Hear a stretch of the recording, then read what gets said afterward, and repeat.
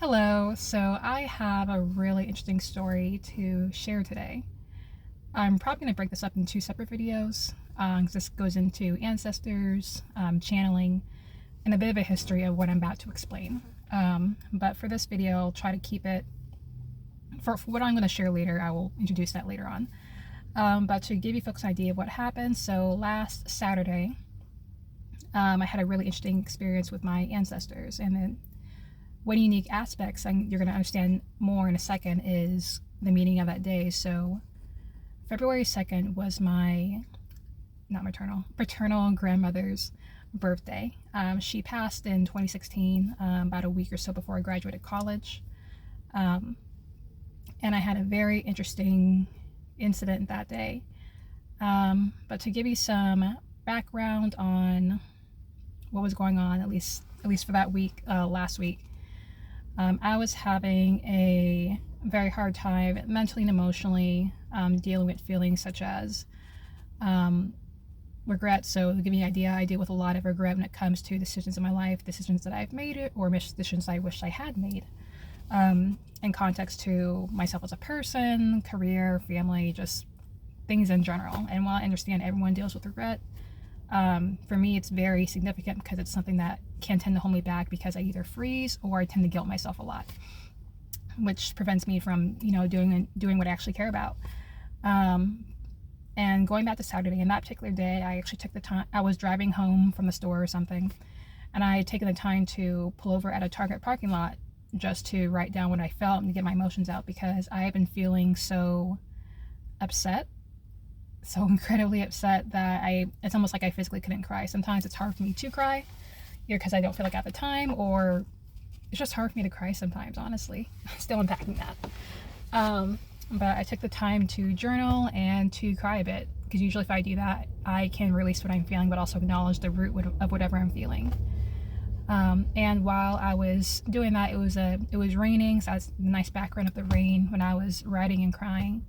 And I came to a point to where I was just verbally acknowledging my ancestors. So I'm very close to my ancestors, to my guides, my whole spiritual team. And I was just explaining how I felt, giving gratitude for them being with me, them supporting me. But honestly, for the most part, I just still felt very, very low and not in the best space mentally. We'll just put it that way. I think of a lot of criticism of yourself, extreme criticism. That's backbreaking criticism. That's what I was feeling. But it came to a point while I was doing this, where I was sitting, laying back in my car just like this, and I started to see something. Now, for my spiritual gifts, I'm more so the feeling type, and I'm clairaudient, which means I hear things, but also I get words, information through feelings. But this time I started to see something. So I started to see myself. It started with me at work. I started seeing myself from another person's point of view, be as if I was my manager, somebody that was looking at me, or I'm looking at myself as I'm working. I'm not in my own point of view. And it was very interesting looking at myself, because I started feeling this intense love and admiration, this fierce love and admiration toward me. And that's when these words started coming to me. And I started getting information from what I'm confident is my ancestors. And they started talking about what they thought about me and how they saw me. Now, as far as getting information from ancestors, that's something that I've been working on, so it wasn't too surprising for me. But I've never had something happen where I'm actually seeing something from their eyes, they're literally their eyes and their perspective. And then I'm being told, I'm actually as they're telling me this, I'm actually talking out what they're saying. I'm saying that I am beautiful. I am saying that I am doing my best. I am saying that, well, let me put it in their words. It's we see you. Even though you don't think that what you're doing amounts to much, or maybe even they, say your coworkers, don't think what you're doing amounts to very much, but actually what you're doing means a lot, both for yourself, but also what you're creating.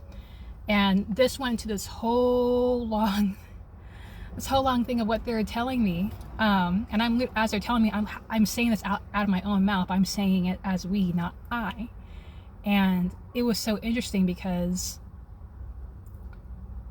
I don't know if I've ever seen something from someone else's perspective, felt what they were feeling, and was able to speak out their words to me as if I was just talking to you right now. Like it came out so easily for me, so easily. I didn't have to think about it. It just came, which will be explained in a different video about channeling. But so that was absolutely astounding for me, because I've never connected or channeled with an ancestor or anyone like that.